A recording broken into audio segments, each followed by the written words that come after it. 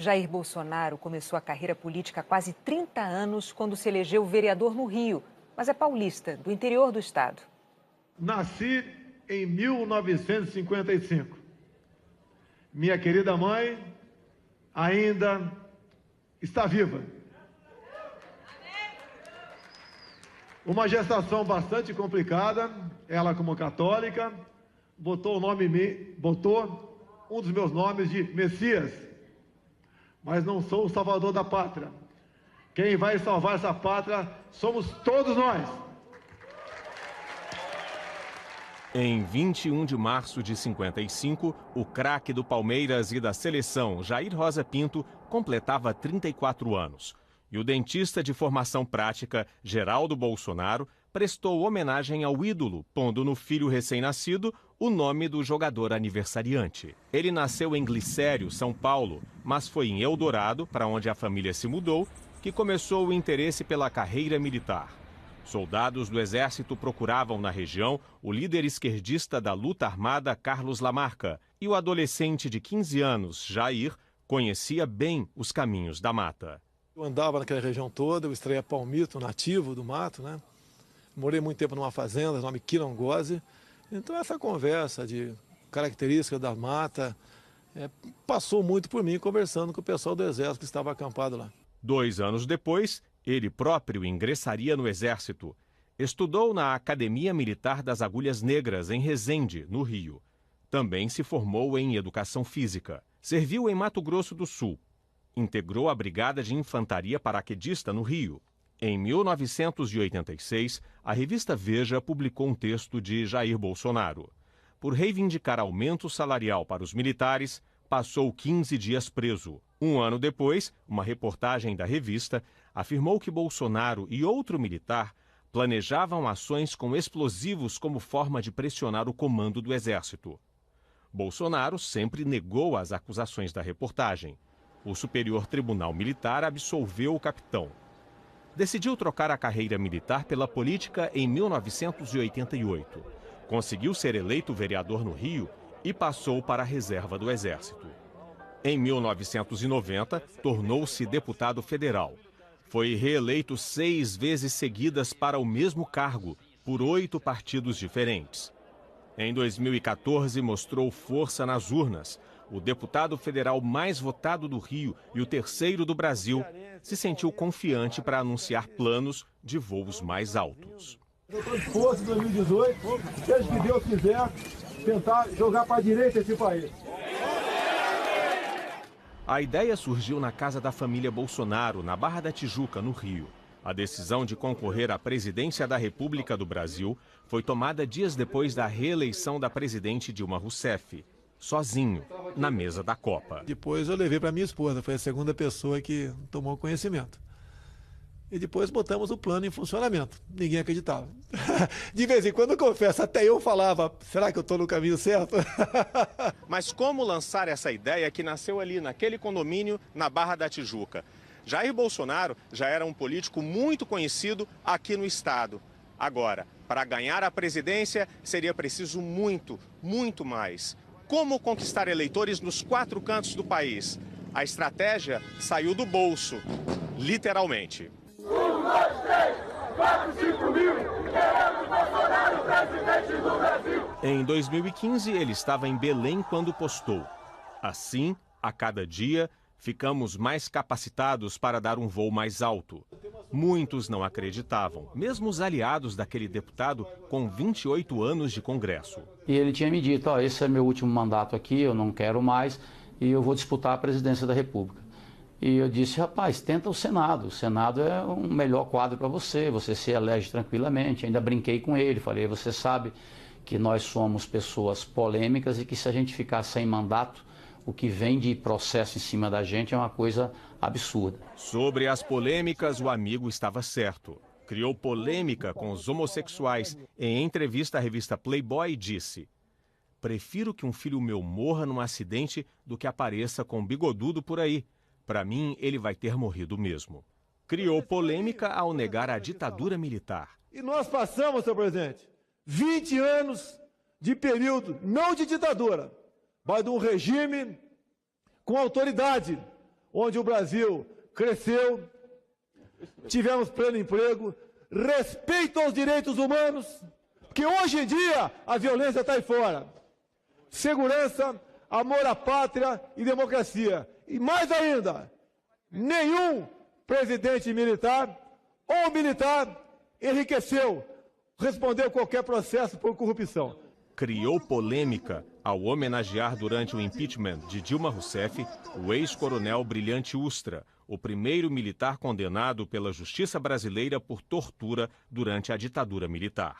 Pela memória do coronel Carlos Alberto Brilhante Ustra, o pavor de Dilma Rousseff. Na campanha, foi explicando essas polêmicas. Na entrevista ao Jornal Nacional, ao ser cobrado, pediu desculpas pela frase sobre preferir um filho morto a um gay. Tem muito gay que é pai, que é mãe e concorda comigo. As declarações foram fortes, foram algumas caneladas. Peço até desculpas, mas foi um momento de temperatura alta em comissões que quase houve vias de fato em muitas discussões, que o ativismo LGBT levava para isso. Condenou quem quer dividir o Brasil entre homos e héteros. Nenhum país do mundo tem o que nós temos. Riquezas minerais, biodiversidade, água potável, regiões turísticas. Temos tudo para sermos uma grande nação. Para isso, temos que unir o nosso povo, unir os cacos que nos fez o governo da esquerda no passado, botando de um lado negros e brancos, jogando nordestinos contra sulistas, jogando pais contra filhos, até mesmo quem tem opção sexual, homo contra héteros. Disse que nada tem contra os gays. Nada contra os homossexuais. Cada um vai ser feliz da maneira que bem entender. No Jornal Nacional, defendeu a democracia e a Constituição brasileiras. Se estamos disputando as eleições, é porque nós acreditamos no voto popular e seremos escravos da nossa Constituição. Sobre a ditadura militar brasileira, não mudou de ideia. No primeiro turno, o partido dele só tinha direito a 8 segundos para fazer propaganda na televisão. Vamos caminhar juntos em defesa da família e da nossa pátria. Rumo à vitória. Mas driblou a escassez de tempo usando ao máximo a internet. A estratégia que surgiu lá atrás, muito antes de a campanha começar, deu resultados surpreendentes. Antes de conquistar milhões de eleitores, Jair Bolsonaro conquistou seguidores. O capitão reuniu apoiadores digitais que multiplicavam suas mensagens nas redes sociais. A partir daí, ele ganhava seguidores que se transformavam em eleitores. Eu tenho dificuldade e o grande homem que tratou desse assunto para mim, começou uns 10 anos atrás, é meu filho Carlos Bolsonaro, que é vereador no Rio de Janeiro. Ele é a pessoa que realmente me orienta a trabalhar nessa área. Comigo fica basicamente o Facebook, as demais mídias sociais com ele. Nós temos um objetivo pela frente, é tentar mudar o destino do Brasil. No início de 2014, Bolsonaro tinha 204 mil seguidores no Facebook. Em 4 anos, eles passaram para 9 milhões. Temos que abrir o nosso Brasil para o brasileiro. Nas 4 principais redes sociais, ele tem mais de 19 milhões. Nesta disputa pela presidência da República, com um forte discurso antipetista na defesa da família, da ordem e da autoridade, Jair Bolsonaro esteve entre os favoritos nas pesquisas desde o início. E os sinais da força eleitoral do capitão já eram emitidos há anos.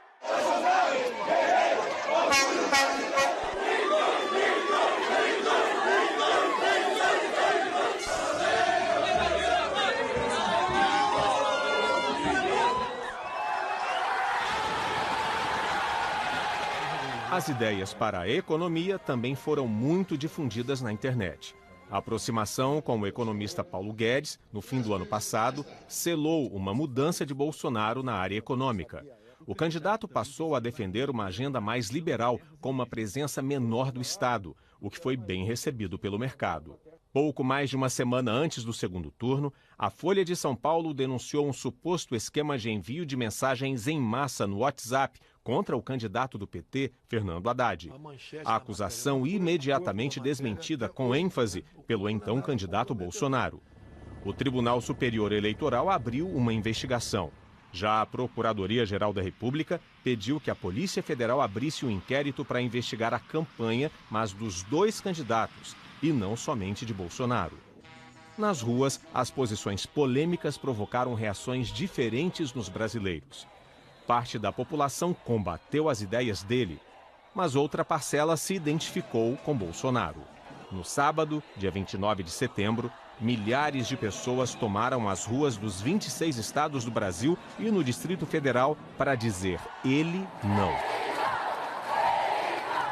No dia seguinte, simpatizantes do candidato fizeram manifestações em 17 estados e no Distrito Federal para dizer ele sim. Em outubro, houve novas manifestações. No dia 20, contra o candidato Jair Bolsonaro, em 29 cidades do país. No dia 21, apoiadores de Bolsonaro participaram de manifestações em 57 cidades. Os filhos e a primeira-dama do Brasil, a partir de 1º de janeiro, Michele Bolsonaro, refutam a imagem que os adversários pintam do presidente eleito. Não é nada disso, né? Ele é taxado, ele não é essa pessoa que falam. Eu sou prova disso, quem convive conosco também. Então, assim, é uma infelicidade de quem fala que ele é racista, que ele é machista, que ele é homofóbico. Isso é tudo mentira. Infelizmente, são rótulos que não são verdades. Ele é um cara super doce, calmo, de bom humor, né? Faz piada com as coisas, é sério quando tem que ser sério, é firme quando tem que ser firme. Né? Então, assim, é a minha escola de vida e de trabalho. Muitos se imaginam que ele seja um cara autoritário, ditador, e é exatamente ao contrário de tudo isso. E eu, como filho, estou falando para vocês que vão ter uma grata surpresa com Bolsonaro. Bolsonaro liderou a corrida para presidente, mesmo depois de ter sido obrigado a parar a campanha nas ruas por causa do atentado que sofreu em Juiz de Fora no dia 6 de setembro. Quando o candidato era carregado por eleitores, Adélio Bispo de Oliveira o atacou com uma faca de 25 centímetros na região do abdômen. Na Santa Casa de Misericórdia de Juiz de Fora, onde passou pela primeira cirurgia, recebeu 2 litros de sangue para compensar a enorme hemorragia. Os médicos identificaram 3 perfurações no intestino delgado e uma lesão no intestino grosso. Cortaram um pedaço de cerca de 10 centímetros do intestino grosso e realizaram uma colostomia. Bolsonaro ficou com uma bolsa externa para armazenar as fezes. O procedimento durou quase 4 horas. Jair Bolsonaro se emociona ao descrever o ataque. Foi um momento bastante difícil. Quando eu levei a facada, eu pensei que fosse um soco, né? Porque eu olhava a barriga e tinha apenas um corte e não sangrava. Mas eu fui perdendo forças e a dor não passava. Rapidamente a equipe que estava comigo me levou ao hospital. O que eu lembro do hospital? Eu dei muita sorte na Santa Casa de Juiz de Fora, que eu considero Juiz de Fora a minha segunda cidade natal, e os médicos tomaram uma decisão muito rápida. E eu senti apenas quando a minha camisa foi rasgada e foi passado algo na minha barriga, com toda certeza algo parecido com álcool, né? E apaguei logo em seguida. No dia seguinte ao ataque, 7 de setembro, o então candidato do PSL foi transferido para o Hospital Albert Einstein, em São Paulo. 5 dias depois, passou por uma nova cirurgia por causa de uma inflamação que provocou uma aderência, uma obstrução no intestino. Eu estava com febre e lembro uma passagem bastante complicada, porque por volta das 9 da noite foi feita uma ressonância e o médico falou para o outro que vamos ter que operá-lo. E o outro falou quando? Ele falou agora. Então de 9 da noite às 5 da manhã, isso aí dá 8 horas de cirurgia, tudo novamente foi retirado da minha cavidade abdominal, lavado, costurado e voltado para dentro. Ele recebeu alta no dia 29 de setembro, depois de 23 dias de internação. Bolsonaro conta que o atentado o fez pensar ainda mais na filha caçula, Laura. Confesso para você que passa pela cabeça da gente a possibilidade de morrer. E eu só pensava, né, em não deixar a minha filha Laura, de 7 anos, órfã. Isso que passava pela minha cabeça. Nos últimos 50 dias, Bolsonaro praticamente não saiu às ruas por causa das 2 cirurgias. A campanha se deu pelos posts nas redes sociais e, por decisão da maioria dos eleitores, será o novo presidente do Brasil a partir do dia 1º de janeiro, aos 63 anos de idade. Com os votos que conquistou, Jair Bolsonaro transformou o minúsculo PSL no 2º maior partido na Câmara dos Deputados. Chamado de mito pelos seguidores, o presidente eleito gosta de especular sobre o porquê disso, e de forma bem prosaica. Mito, eu não sei de onde veio isso aí, até brinquei, né? Deve ser do meu apelido de infância, Mito. Quando questionado sobre a primeira medida que pretende tomar como presidente, ele relembra uma promessa de campanha: encaminhar ao Congresso um projeto para mudar o Estatuto do Desarmamento. Mudar, porque o cidadão de bem, ele quer fazer com que o referendo de 2005 seja respeitado. O povo decidiu pelo direito de comprar armas e munições. Eu não estou inventando nada. Agora, o capitão reformado encerra um capítulo de sua história, o de candidato. E começa a escrever o próximo e mais importante, o de presidente do Brasil, escolhido democraticamente pela maioria dos eleitores.